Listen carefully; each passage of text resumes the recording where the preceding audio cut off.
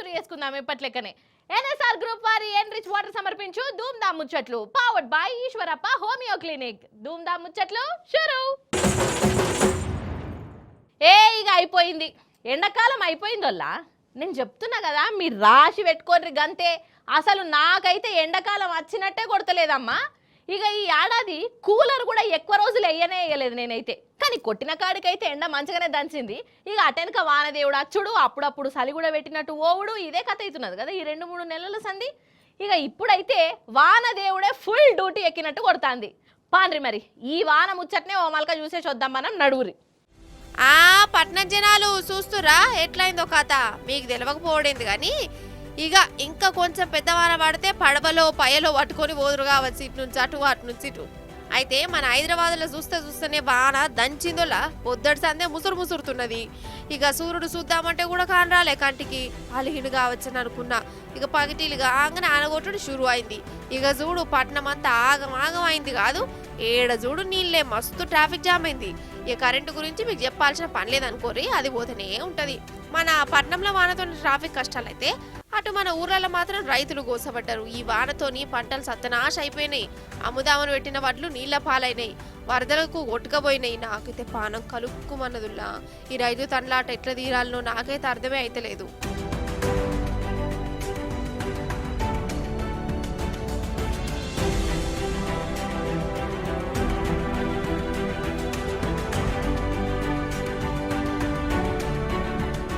నేను వడ్లు తెచ్చి 20 రోజులు అవుతుంది, 25 రోజులు అవుతుంది. ఇక్కడ ఓళ్ళు పట్టించుకుంటలేరు, కొంటలేరు, చెత్తలేరు, ఎవరు పట్టించుకుంటూ లేరు. ఈ నానిపోయిన లాకలు వచ్చినాయి, ఇదంతా ఓళ్ళు నష్టమేంది ఏం కదా.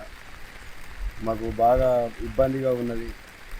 ఏది కప్పినా ఆగుతలేదు, కిందికి వెళ్ళి అర్థం వస్తుంది, మీద వచ్చినాయి. అట్లకు 15 రోజులు అయ్యే దోకుదామంటే వాళ్ళకి తీరని లేదు, దొక్కుతలేరు. ఈ అడ్లన్నీ ఇట్లా తడిసిపోయి, ఇక సీసీ రోడ్డు లేదు, ఏమి లేదు, దేని మీద పోసుడు. మేము ఎట్లా పరిస్థితి, మా యశోధర ఎట్లా కావాలా, ఏం కావాలా, ఎట్లా బతుకుడు. ఇది నిన్నే దడిచినాక వీటిని ఎటు మోసుకొని పోవుడు, ఏడ పోసచ్చుడు, ఏం చేసుడు వీటిని. మరి పరిస్థితి ఎట్లా చేస్తారు, ఏం చేసుడు. ఇది ఇటు బెంగళూరు పట్టణానిది అయితే ఒక గోస కాదు, ఆడనైతే రికాన్ లేకుండా వాన పడుతూనే ఉన్నది. పట్నం మునిగిపోయిందా ఏంది అన్నట్టే ఉన్నది కథ. అన్నట్టు మన దగ్గర ఇంకో 5 రోజుల దాకా వానలు గిట్టనే పడితే నుల్లా. ఇక అటెనక సూర్యుడు అత్తడన్న నమ్మకం కూడా లేదు.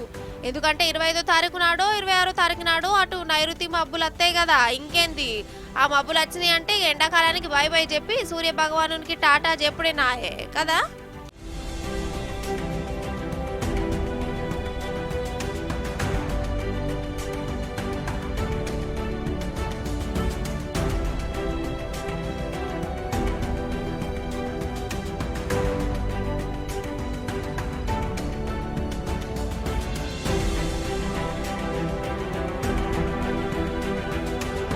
ఏ మాట కా మాటేనోళ్ళ. ఇగోండ్రోళ్ళ నేను మీకు ఒక సీక్రెట్ చెప్పాలనా. ఇగో మా తమ్ముడు తాపకోపారి ఏటీఎంలోకి పోతాడు, ఆయన కాడ కారటే లేదు. మరి ఎందుకు పోతున్నారా నాయన అని అంటే, అందులో ఏసీ వస్తాంది, ఏసీ గాలి వీల్చుకొని వస్తా అని పోతున్నాడు. అంటే ఏటీఎంలు ఇగో ఇప్పుడు అట్లా అక్కడికి వస్తానే అన్నట్టు కదా. అవు కానీ మీకు కరెంటు దినం ఉంటుందా నల్లా? చెప్పుండ్రల్లా, మీరు నిజం చెప్పుర్రు. కరెంటు లేనప్పుడు ఏం చేస్తాను పాపం, కరెంట్ ఆయన తిట్టుకుంటా బయటకు వచ్చి కూర్చుంటున్నారు కదా. కానీ ఒక ఊరోళ్ళు ఏం చేసిండ్రో ఎరికేనా నల్లా? చూడుర్రి మీరే ఏం చేసిర్రో. ఈ గోగి పని చేసిరు, కుటుంబమే ఏటీఎం సెంటర్లకు పోయింది. అండ్లనే తినుడు, అండ్లనే వండుకునుడు, మంచిగా ఫ్రీగా ఏసీ, ఫ్రీ కరెంటు, ఇంకేం కావాలి. ఇదేదో మంచిగానే ఉన్నట్టు కొడుతుంది కదా. ఎందుకు ఇట్లా అంటే చెప్తా. అయితే ఉత్తరప్రదేశ్ రాష్ట్రంలో యోగి సార్ వారి పాలన ఆడ తాపకోసారి కరెంటు పోడట. ఒకసారి కరెంటు పోయిందంటే మళ్ళీ నడుతుందో ఆ భగవంతునికి కూడా తెలియదట. పాపం ఊర్లలో జనాలు బాగా అవస్థ పడుతురు. అండుకునుడు లేదాయే. అసలే ఎండాకాలం ఎంత అవస్థ అయితే చిన్నపిల్లలు నీళ్ళల్లా. సర్కారు వాళ్ళకి ఎంత చెప్పినా ఇను లేదు. అందుకే సప్పు చేయక ఇట్లా పిల్ల జల్లాలతోని ఏటీఎం సెంటర్లకు వచ్చి ఈయనే వండుకుంటారు మంచిగా ఏసీ గాలికి. అంతే కదా మరి. ఓ దిక్కు కరెంటు కోసం ఆడ జనం ధర్నాలు చేస్తాండ్లు. కమస్కం ఫోన్ ఛార్జింగ్ పెట్టుకునే అంతసేపు కూడా కరెంట్ ఇస్తలేరట. అంత కటకట ఉన్నదట అక్కడ ఊర్లల్లా. మరి యోగి సార్కి ఇదంతా తెలియదా? తెలిసి ఏం చేయలేకపోతాండా? చూస్తుంటే ఇక జనాలందరూ ఒక పొయ్యి బకెట్ తెచ్చుకొని ఏటీఎం సెంటర్లోనే ఇండ్ల లెక్క మార్చుకుంటారేమో. అట్లనే కొడుతుంది.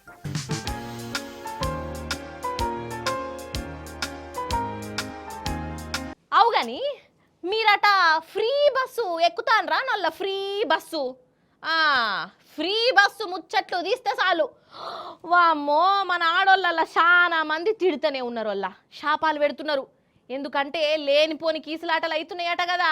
ఇక ఈ ఫ్రీ బస్సుతోని మన రాష్ట్రంలో ఎన్నో చిత్ర విచిత్రమైన కథలు నడుస్తున్నాయి. ఇగో ఈ బస్సుకెళ్ళి ఓ మల్క చూడండి మీరు ఏమైతుందో. ఇగో ఈ బస్సు కథ చూడుండ్రల్లా ఎంతమంది ఎక్కిర్రో చూసిరా, కాలు పెట్ట సందు లేదు, అయినా కానీ ఎక్కుతూనే ఉన్నారు. కానీ ఏ మాట కామాటేనోళ్ళ బస్ అంటేనే ఒక పుష్పక విమానం లెక్క మారిపోయింది. లోపల ఎంతమంది ఉన్నా జాంతానై ఎక్కేటోళ్ళు ఎక్కుతూనే ఉన్నారు. అయితే జగిత్యాల నుంచి కడెంకు దినాము 2 బస్సులు ఉండాలి, కానీ ఫ్రీ బస్సు అనుకున్నారో ఏందో కానీ అందులో ఒక బస్సును తీసేసిర్రు ఆర్టీసీ వాళ్ళు. ఉన్నదే ఒక్క బస్సు. ఇక దాంట్లో చూడురు, ఇక జనాలు దగ్గర 150 మంది ఎక్కిర్రు, ఇంకో 30 మంది కింద నిలబడ్డరు. వాళ్ళు కూడా ఎక్కేందుకు బాగా తనలాడుతాండ్రు. ఇక డ్రైవర్ సార్కు కండక్టర్ సార్కు వశం కాలేదు. ఇగో గిట్ల ఎక్కితే ఏందన్నట్టు అసలు పుసుక్కున బస్సుకి ఏమన్నా అయితే ఎవరిది జిమ్మేదారి. అందుకే ఈ బస్సే నడపపో అని డ్రైవర్ సారు కిందికి దిగిండట. ఇంతమందిని తీర్పులు పుట్టాక బాగా ఇబ్బంది ఉంది నాకు. ఇంతమంది తీసుకెళ్ళిపోయినా పిల్లలు సార్ ఏమైనా అయిందనుకునే లోపల కూడా ఇంతమంది తీసుకోపోయి సార్ దండం పెట్టి రోజు సార్ రోజు పరిస్థితి రోజు ఇంతే. తీర్పులు పుట్టాక భయం అనుకుంటే ఎప్పుడైతే ఇప్పుడు ఎంతమంది ఎక్కిర్రు బస్సులో? 150 మంది పైన ఉన్నారు సార్. 170-180 దాకా అవుతుంది. కింద ఎంతమంది ఉన్నారు? బయట 20 మంది ఉన్నారు. ఇన్నరా గిది తన్లాట కాదు. జనం పెరిగినప్పుడు బస్సులు పెంచాలే కానీ మరీ అభిమానంగా ఉన్న బస్సులు తీసేసుడేందోళ్ళ కథ. కానీ ఇక ఈ ఫ్రీ బస్ ఇచ్చి ఏం ఫాయిదా, ఏమిటికొచ్చినట్టు? ఓ దిక్కు ఫ్రీ అనుకుంటూనే ఉన్న బస్సులను మాయం చేసి జనాల నడుమ కీసులాటలు పెట్టబట్టే ఇగో గిట్లనే అంటుండ్రోళ్ళ ఈ ప్యాసింజర్లు.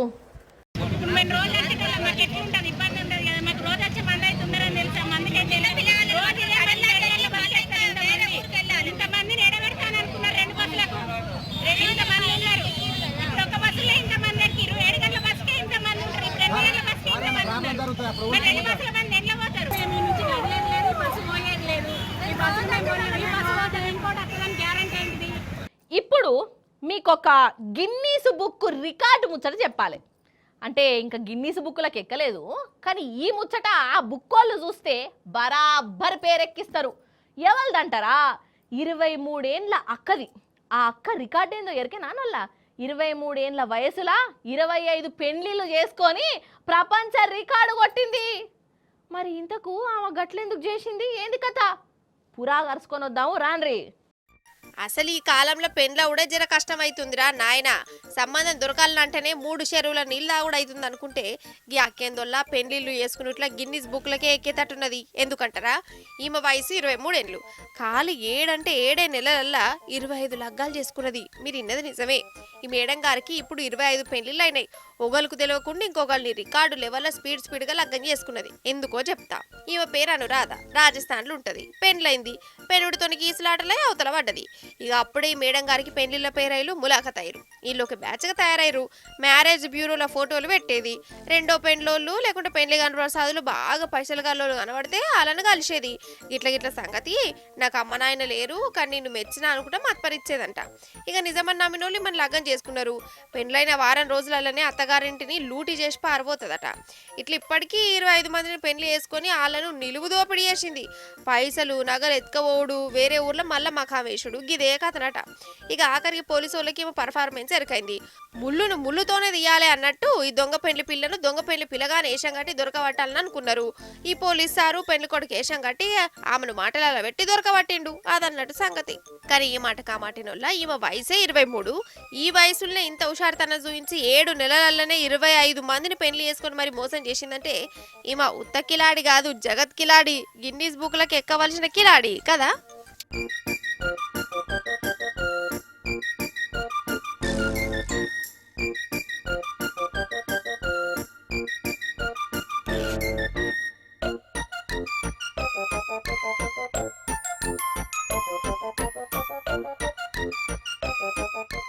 అతివేగం ప్రమాదకరం, స్పీడ్ థ్రిల్స్ బట్ కిల్స్.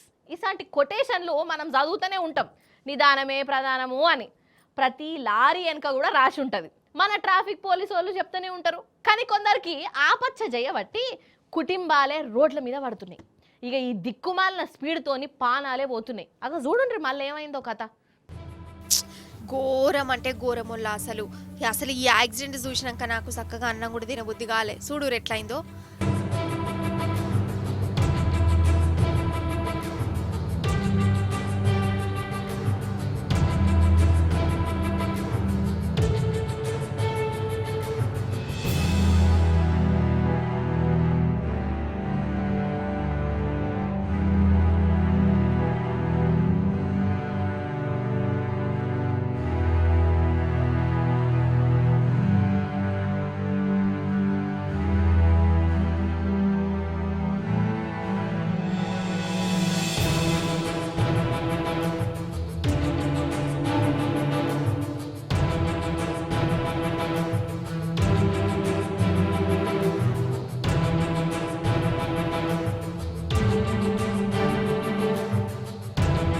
అట్నుంచి డీసీఎం వ్యాను, ఇటు నుంచి కారు రెండు స్పీడ్గా దంచకొచ్చినాయి, గుజుకున్నాయి. కారు అయితే తుక్కు తుక్కు అయిపోయింది. పాపం ఇల్లున్నోళ్ళలా ముగ్గురు జీవిడిచిరు. ముగ్గురు పడుచుపోరగాన్లే. అమ్మ నాయనకి ఇప్పుడే చేతికి అందత్తారు అనుకున్న వాళ్ళకు దక్కకుండా పోయిరు. ఎంత గుండె కోత చెప్పు. కాదోళ్ళ అసలు ఇంత స్పీడ్ ఏంది? రోడ్డు మీద కత్తి ఇష్టం వచ్చినట్టు దంచక ఓడేనా? అరే వెనక ముందు చూసుకునేది లేదా? స్పీడ్గా పోతే ఎంత దిల్కుష్ అనిపిస్తుంది కావచ్చు, కానీ పానాలే పోతున్నాయి కదా ఈడ. గిసోంటి దినాం ఎన్నో అవుతున్నాయి. టీవీలలో పేపర్లలో చూస్తూనే ఉన్నాం. అయినా కానీ మారుడు మాత్రం మారతలేరు. అటు ఇటు వేసి ఇంటోళ్ళకి హరిగోసదెత్తారు. ఏందో ఏమో పోరే.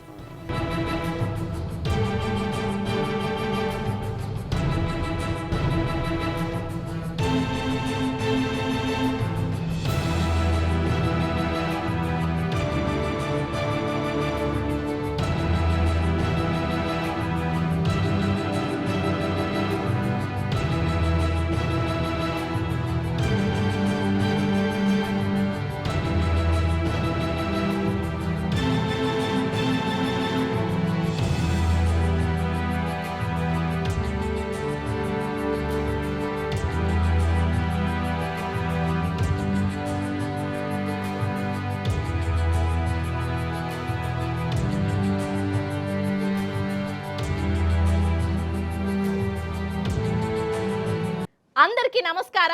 ನಿಮ್ಮ ಉದಯ ಟಿವಿ ಎಲ್ಲ ಹಂದಲ್ ಪವರ್ ಸ್ಟಾರ್ ಎಲ್ಲಿ శివరాజ్ కుమార ఉప్పిదాద కిచ్చ సుదీప మంగారు మల్లై రాఖీ బాయ్ అంటే నేను కన్నడ భాష మాట్లాడే పని పెట్టుకున్న వల్ల మీరు పరిశాన్ కాకుండ్రి. కొంచెం తెలుగు లెక్కనే ఉంటుంది కదా కన్నడం భాష. అగర్సే నేను కర్ణాటకకు పోతే ఆడ కొంచెం కన్నడ మాట్లాడాలి, లేకుంటే గోసనే అయ్యేటట్టున్నది. ఎందుకంటారా? చూడుర్రి మీరే ఎందుకో. అయితే కన్నడమోళ్ళ కథ వేరే ఉంటుంది కదా నొల్ల. ఈ నడుమ ఆడ ఉద్యమం కూడా నడుస్తుంది. కర్ణాటకలో ఉన్నోళ్ళు కన్నడం మాట్లాడాలి, రానోళ్ళు నేర్చుకోవాలి అని. హిందీ మాత్రం మా మీద రుద్దొద్దు అని అన్నది వాళ్ళ సిద్ధాంతం. అయితే బెంగళూరులోనొల్ల స్టేట్ బ్యాంకుకు ఒక కస్టమర్ వచ్చిండు. మేనేజర్తో మాట్లాడుతాడు. కానీ మేనేజర్ మేడం ఏమో హిందీలో మాట్లాడుతుందంట. నాకు హిందీ అర్థమైతలేదు, కన్నడంలో మాట్లాడుర్రి అని ఈయన అన్నాడు. లేదు నేను హిందీలోనే మాట్లాడతా అని ఈ మేనేజర్ మేడం గారు. ఇక ఈ ఇద్దరు నడుమ చూడుండ్రి ఎట్లా కీసులాట అయిందో. ఇది కర్ణాటక మేడం. ಇಂಡಿಯಾ ಅದು ಈ ಕರ್ನಾಟಕದಲ್ಲಿ Kannada main first. Kannada first madam, Kannada first. ಈಗ ನೀವೇನ್ ಮಾತಾಡ್ತಾ ಇರೋ ತುಂಬಾ ಒಳ್ಳೇದು. ಮಾತಾಡೋದೇ ಇಲ್ವಾ? ಯಾಕೆ ಮಾತಾಡೋದಿಲ್ಲ? ಯಾಕೆ ಹಿಂದಿ ಮಾತಾಡ್ಬೇಕು? ಕನ್ನಡ ಮಾತಾಡ್ಬೇಕಲ್ಲ ಮೇಡಮ್. ಕನ್ನಡ ಮೇಡಮ್.